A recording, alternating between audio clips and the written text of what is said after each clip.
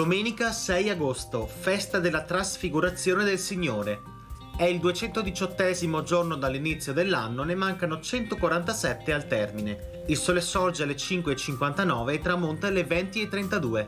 La luna si leva alle 23:10 e tramonta alle 11:45.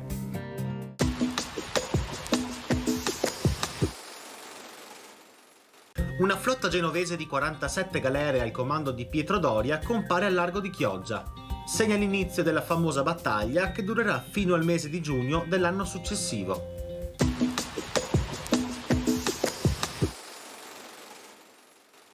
Le previsioni per domani.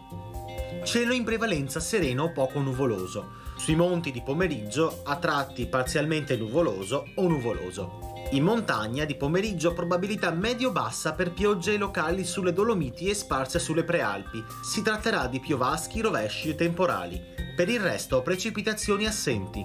Temperature in calo di notte con andamento irregolare di giorno, differenze leggere e moderate rispetto a domenica.